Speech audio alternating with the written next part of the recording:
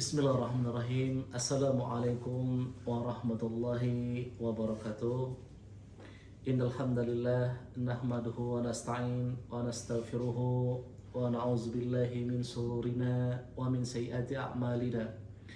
May yahdihillahu fala mudilla lahu wa may yudlil fala hadiyalah. Nashhadu an la ilaha illallah wahdahu la syarika lah wa nashhadu anna Muhammadan abduhu wa rasuluh la nabiyya ba'dah. Qala Allah Ta'ala fil Qur'anil Karim, na'udzu billahi minasyaitonir rajim. Bismillahirrahmanirrahim. Rabbi israh li sadri wa yassir li amri wahlul 'uqdatam min lisani yafqahul qawli.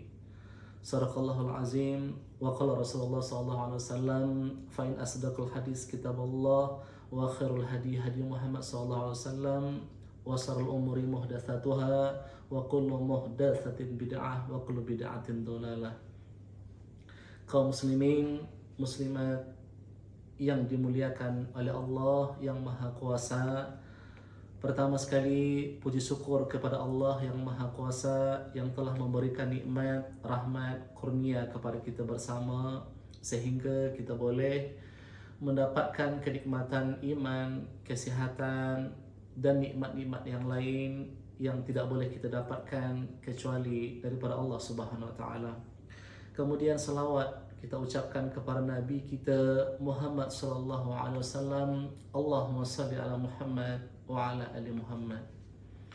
Kaum muslimin muslimat rahimani wa rahimakumullah.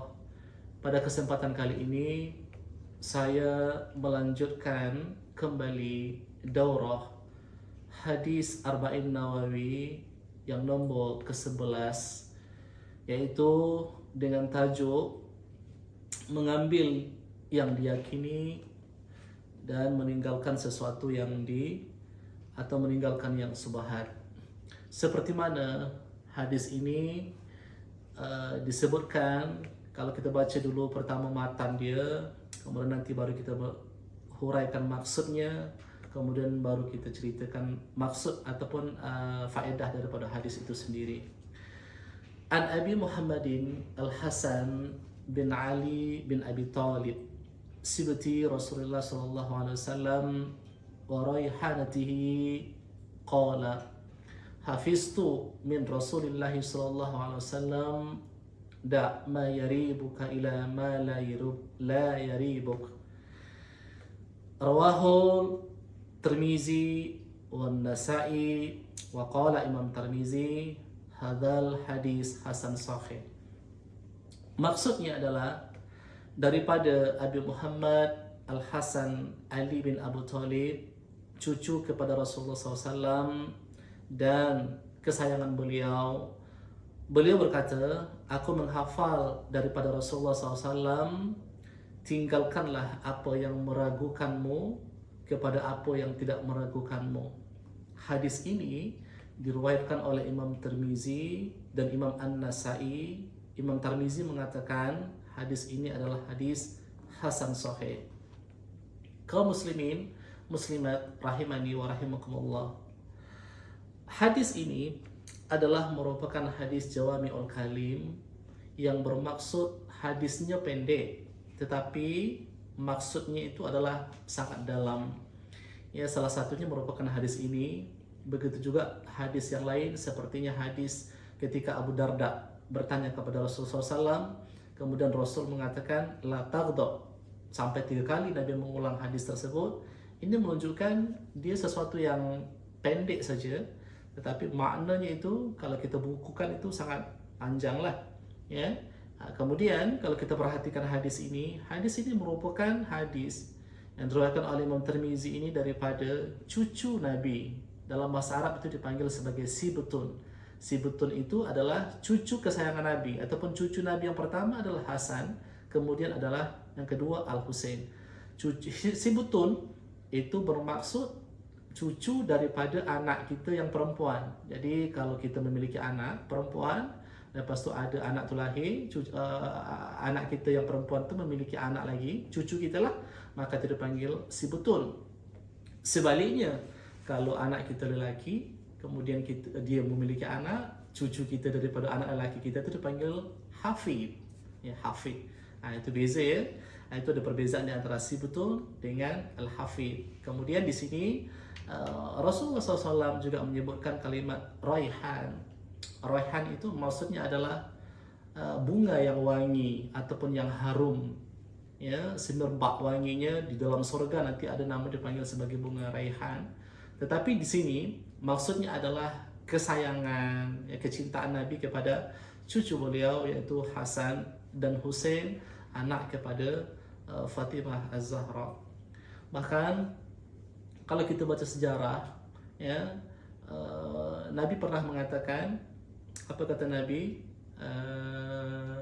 Ibni, ya, ibni sayyidun, ya, ibni sayyidun hadha la'anallah ayanfa'a bihi, apa maksudnya, ayanfa'a bihi fi'ataini azimataini minal muslimin. Atau dalam satu hadis yang lain katakan ibni, ya, sayyidun hadha la'anallah ayusliha bihi baina fi'ataini azimataini minal muslimin. Maksudnya adalah anakku ini ataupun cucuku ini adalah merupakan pemimpin, dan semoga Allah nanti mendamaikan suatu kaum di antara kaum muslimin itu melalui beliau. Dan ini terbukti, ya, hadis Rasulullah ini terbukti ketika Hasan itu dilantik menjadi khalifah selepas ayahnya Ali bin Abi Thalib meninggal. Kemudian beliau menjadikan khalifah, dan waktu itu ada persengketaan di antara Puak Ali dengan Puak Muawiyah. Akhirnya beliau hanya memerintah selama 6 bulan sahaja. Kemudian beliau menarik diri, dia serahkan tampuk kepimpinan itu kepada Muawiyah. Akhirnya dua kaum yang berselisih itu menjadi damai dan tentram balik semula. Ini mengikut kepada hadis yang telah disampaikan oleh Nabi sebelum itu. Dan Nabi juga pernah mengatakan bahwa mereka ini, yaitu Hasan dan Husain ini adalah pemimpin kepada pemuda-pemuda nanti di dalam surga. Ini menunjukkan bahwa betapa mulianya mereka, ya, terutama Hasan. Hasan adalah cucu pertama daripada Rasulullah SAW. Tetapi peliknya, kalau kita lihat orang Syiah itu sendiri, kenapa mereka selalu mengidolakan Husain? Bahkan mereka selalu katakan Husain, ya Husain, ya Husain. Walaupun Husain itu mati di Karbala ketika dibunuh oleh mereka di Irak waktu itu. Tapi yang paling mulia sebenarnya adalah, kalau kita lihat sebaliknya, yang paling mulia itu Hasan. Kenapa mereka, Husain yang mereka agung-agungkan? Kaum muslimin, muslimat rahimani wa rahimakumullah, melalui hadis ini ada nanti beberapa perkara yang kita lihat. Yang pertama, ya, hadis ini sebenarnya merupakan hadis, ya, yang ada kaitan nanti penyempurna kepada hadis Nu'man bin Bashir, yaitu hadis Arba'in nomor ke-6, yang mana pada hadis itu dikatakan innal halal bayyin wal haram bayyin wa bainahuma mustabiha la ya'lamuhunna katsirun minan nas. Kemudian apa kata Rasulullah SAW? Sesungguhnya yang halal itu jelas, yang haram itu pun juga jelas. Di antara keduanya itu adalah yang perkara-perkara syubhat, maka kebanyakan manusia atau majority manusia tidak meninggalkannya. Ya, kalau seandainya kamu meninggalkan yang syubhat itu, kata Rasul, maka kamu akan selamat agama kamu dengan kehormatan diri kamu. Nah, hadis ini adalah bercerita tentang perkara-perkara syubhat atau perkara-perkara yang kita ragu terhadapnya. Begitu juga dengan hadis ini. Hadis ini kalau kita kaitkan, sebenarnya kata para ulama, ada kaitannya dengan sikap atau waroknya seseorang. Ada peringkat-peringkat, ya, keutamaan-keutamaan manusia itu di dunia ini. Di antaranya ada warok. Yang kedua itu ada zuhud. Maka mana yang paling tinggi antara warok itu dengan zuhud? Yang paling tinggi itu adalah zuhud. Warok itu apa ya? Warok kalau kita terjemahkan, maksudnya adalah tarku, ya, ma qad yadurru fil akhirah. Dia meninggalkan sesuatu yang boleh jadi, ianya nanti akan memberi mudarat kepada dia di akhirat. Dia tinggalkan suatu perkara ini karena dia takut nanti boleh jadi apa yang dia buat itu akan memberi mudarat kepada dia di akhirat. So dia tinggalkan, dia ketepikan. Tapi kalau zuhud dia sebaliknya, tarku ma la yanfa'u fil akhirah. Dia tinggalkan sesuatu yang tidak bermanfaat untuk dia di akhirat. Nah, ini susah nih. Contohnya Dia boleh misalnya membeli handphone, iPhone harga 4.000, ya. Tapi memandangkan dia mampu je beli, tapi mungkin dia fikir nanti di akhirat bermanfaat tak bagi saya handphone ni. So kalau tidak bermanfaat, mungkin dia tidak beli. Ini dipanggil sebagai zuhud. Baik, dalam hadis yang ke-11 ini ada beberapa poin yang perlu kita nak garis bawahi, ya, ataupun bentuk-bentuk contoh karakter atau praktikal meninggalkan sesuatu yang kita ragui. Yang pertama itu adalah meninggalkan muamalah harta yang meragukan ataupun yang kita anggap itu subhat. Ya, kita tinggalkan yang perkara-perkara ataupun muamalah yang berkaitan dengan harta benda. Dan ini banyak sekali contoh, ya. Ini banyak sekali contohnya yang dilakukan oleh para ulama. Kita ambil misalnya seperti mana yang dituliskan oleh Ibn Rajab Al-Hambali dalam kitabnya Jawami'ul Ulum wal Hikam. Beliau mengatakan satu, Abu Dzar Al-Ghifari pernah mengatakan, sempurnanya takwa seseorang adalah meninggalkan sebahagian perkara-perkara yang halal karena takut di dalamnya itu ada bercampur dengan yang haram. Ini misalnya tinggalkan karena takut ada bercampur dengan yang haram. Kemudian kalau kita lihat lagi contoh seperti Ibrahim bin Adam, ya, beliau pernah tidak mau minum air Zam-Zam disebabkan timba untuk pengambil air itu adalah milik kerajaan. So dia takut timba itu adalah ada barang-barang yang subhat dalam tu. Maksudnya barang-barang kerajaan yang tak jelas lagi daripada mana asal-asalnya. So dia tak ambil air itu kan, minum daripada air Zam-Zam tersebut. Kemudian ada juga contohnya lagi, misalnya contohnya Yazid bin Zurai. Beliau mengatakan beliau pernah mendapat warisan dari orang tuanya hampir 500.000 dirham. 500.000 dirham yang diwariskan untuk dia, tapi dia tak terima benda ni. Ataupun harta tu dia tak terima. Ditanyakan kepada dia kenapa? Karena dia kata ayah dia itu adalah orang kerja kerajaan. Jadi dia takut duit yang diwariskan ke saya itu entah nanti sumbernya itu bercampur-campur. Boleh jadi mungkin dalam tu ada gini, boleh jadi mungkin ada haram dan sebagainya. So untuk selamatkan diri, dia ketepikan harta warisan tu. Walaupun sebenarnya dia susah, kerjanya adalah sebagai tukang anyam daun pelepah kurma untuk menghidupi kehidupan dia, tapi untuk meninggalkan perkara yang subhat ni yang meragukan bagi dia harus wara hidup dia. Ya, begitu juga dengan seorang lagi tabi'in, contohnya Musawwar bin Makromah. Ya, beliau pernah berniaga. Jadi suatu hari, kebetulan pada hari dia berniaga tu mendung kan, macam gelap. Lepas tu dia sempat menyumpah lah ketika itu. Alah, dia kata tengoklah hari ni macam mendung ni, macam mana nanti ni berniaga ni. Tapi setelah dia mengucapkan perkataan begitu, dia lakukan juga perniagaan. Akhirnya dia mencela diri dia sendiri. Ini tak boleh ni, boleh jadi mungkin di dalam hati dia lah, hujan tu Allah turunkan nanti walaupun tak bermanfaat untuk saya ketika berniaga, tapi boleh jadi bermanfaat untuk orang lain di suatu tempat, atau mungkin binatang-binatang yang memerlukan air. Akhirnya setelah dia berniaga tadi, dia dapat untung tu, memang dia tak makan pun untung tu, dia sedekahkan kepada orang lain. Ya, padahal dia hanya mengatakan itu saja, bukan kalau macam kita lain lah kan. Ini contoh seterusnya. Contoh yang kemudian adalah seperti Hajjaj bin Dinar. Beliau pernah memerintahkan seseorang untuk berniaga di suatu kawasan di Basrah. Kemudian ketika itu si anak buah dia tadi ni tidak jadi berniaga ketika itu disebabkan barang yang akan dijual tu terlalu sedikit. So dia kumpul dulu, dia simpan dulu lama-lama, bila nanti barang tu nanti dah langka baru dijual. Nah, akhirnya dapat untung banyak. So ketahuanlah oleh Hajjaj bin Dinar. Hajjaj bin Dinar tu marah. Saya menyuruh kamu waktu itu adalah berniaga ketika hari itu, bukan barang itu disimpan dulu, ketika orang tengah susah baru kamu nak jual, akhirnya kamu dapat untung. So dia ambil untung tu, tetapi bukan untuk diri dia, akhirnya disedekahkan kepada fakir miskin karena dia takut bahawa benda tersebut tidak elok untuk diri dia, dengan tujuan dia bersifat wara kepada Allah Subhanahu wa taala. Ini perkara-perkara yang berkaitan dengan harta benda yang untuk kita tinggalkan adalah perkara yang meragukan. Kemudian yang kedua juga adalah meninggalkan perselisihan para ulama. So kita perlu ambil mana yang paling kuat ataupun yang paling berat. Ada setengah kita ini kadang dihadapkan beberapa perkara, yang satu mengatakan rokok itu halal, atau mungkin yang satu lagi mengatakan rokok itu makruh, ada yang lagi mengatakan rokok itu haram.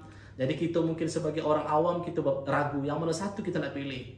Ya, mana yang paling kuat? Kalau misalnya ada pendapat yang kuat yang kita yakin, yang berat ataupun yang kuat, kita ambil yang kuat. So kita selamat. Kita ketepikan yang mengatakan ianya makruh. Tapi kalau kita masih ragu-ragu, ya masih ragu-ragu antara makruh dengan haram, maka kita ambillah keputusan itu, kita kembalikan kepada pendapat yang paling berat. Mana di antara yang berat, di antara makruh atau haram, maka kita kembalikan kepada yang berat. Begitu juga sebaliknya. Ada orang mengatakan salat jemaah itu mestinya wajib. Ada yang mengatakan ianya sunnah. Kalau kita yakin bahwa perkara itu adalah wajib, maka senang. Kita ambillah ia sebagai perkara yang wajib, so kita ketepikan yang sunat.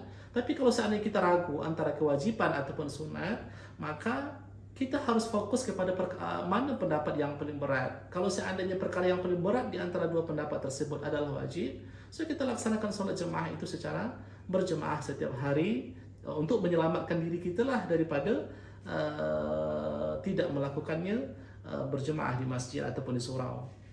Kemudian yang seterusnya adalah dalil hadis ini juga kita melakukan ataupun mengamalkan suatu kaidah, yaitu kaidahnya dalam fiqh dikatakan al-yakin la yazullu bisyakkin. Maksudnya adalah yakin itu tidak boleh dikalahkan oleh sesuatu yang kita keragui. Tetapi perkara yang ketiga ini tidak ada kena-mengena lah dengan waraknya seseorang. Namun biasanya ini banyak bermuamalah dengan ibadah, ataupun mungkin juga dalam muamalat, atau mungkin juga dalam muamalah dengan orang lain lah. Maksudnya misalnya seorang pensyarah dengan student, atau mungkin seorang dokter dengan pesakit, atau misalnya contoh, kalau kita ambil contoh misalnya dalam perkara ibadah, misalnya ada seorang lelaki pernah mengadu kepada Rasulullah SAW tentang dia tengah sholat, kemudian ketika itu dia tanya kepada Rasulullah, ya Rasul, saya rasa macam ragu lah, atau mungkin rasa macam bimbang lah, rasa-rasa macam ada yang keluar dari belakang, adakah sholat saya batal? Maka Rasul ketika itu mengatakan, tidak, ataupun kamu tetap di tempat kamu selagi kamu tidak mendengarkan sesuatu, atau mungkin selagi kamu tidak mencium sesuatu, maka kamu tetap sholat. Begitu juga kalau kita wudhu kan, kita yakin sebelum kita keluar rumah pergi ke masjid, kita yakin bahwa kita telah berwudu. Tapi tiba-tiba di perjalanan kita ragu, adakah batal ke wudu saya ataupun tidak. Seolah macam ragu lah. So bila kita yakin bahwa kita dah wudu pertama, kita kekal wudu kita yang pertama tu, jangan kita wudu dulu. Sampailah kita percaya bahwa wudu kita tu batal. Ini banyak perkara-perkara begini banyak berlaku dalam hidup kita. Begitu juga dalam solat, adakah solat kita tu, ini saya ni dah selesai solat 3 ke 4 rakaat.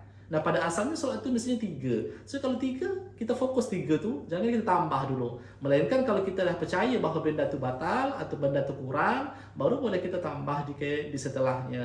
Ini adalah merupakan intipati daripada hadis yang ke-11 ini, meninggalkan sesuatu yang perkara yang dikeragui atau mungkin yang kita rasa syak dan sebagainya. Bahkan dalam hadis ini juga dikatakan bahwa orang yang meninggalkan sesuatu perkara yang dikeragui ini ataupun yang kita tidak yakin dengan benda ini, maka kita akan bertenang, kita pun akan seronok, kita pun akan happy dalam hidup ini. Kaum muslimin, muslimat rahimani wa rahimakumullah, perkara-perkara yang meragukan ini banyak berlaku dalam kehidupan kita. Ya, misalnya contoh kita menjumpai duit di pertengahan di jalan, ya, duit itu bukan milik kita, tapi kita tahu bahwa kita dapat. So kita ragu, adakah itu halal atau tidak? Kalau rasanya misalnya untuk selamatkan diri, kita sedekahkan saja duit itu, supaya kita selamat daripada perkara-perkara subhat ini. Sebab apa? Sebab mungkin di dunia kita seronok, tapi mungkin di akhirat nanti Allah akan balas balik semula apa yang kita buat. Itu saja mungkin daripada apa yang saya boleh mampu sampaikan. Mohon maaf atas segala kekurangan.